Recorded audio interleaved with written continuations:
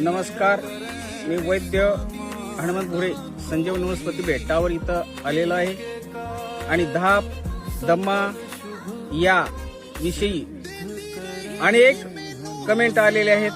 पहिला व्हिडिओ आम्ही बनवला, आणखी औषध पाठवा असं लोक म्हणू लागले, पण ह्याच्यापेक्षा प्रभावी असं औषध आम्ही आणखी बनवलेलं आहे आणि आम्हाला लोक पाठवा असं म्हणत असलेले आहेत। तर त्याच्यामध्ये आम्ही असं औषध बनवलेलं आहे, लेंडी पिपळी, मिरे, लवंग, दालचिनी, अक्कलखार, ज्येष्ठमध अशा अनेक वनस्पतीमध्ये मिक्स करून असं आम्ही एक औषध तयार केलेलं आहे की ते धाप असो, दमा असो, सुसू असो, नरड घरघर करणं असो आणि छाती दुखणं असो, हे सर्व आजार हे औषध रात्री मधामध्ये जर चाटलं तर सर्व प्रकारचे आजार हे जे मी सांगितलेले ते कमी होतात।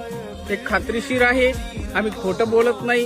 गेली 30 वर्षे झालं संजीवनी वनस्पती बेटावर वैद्य म्हणून कार्य करत आहे आणि लोकांना औषध पुरवत आहे। तर ज्यांना कुणाला औषध लागत असेल कृपया त्यांनी संपर्क साधा। या संजीवनी वनस्पती बेट आपण पाहत असलेला अशा दुर्मिळ वनस्पतीचा खजाना म्हणजे संजीवनी वनस्पती बेट आहे।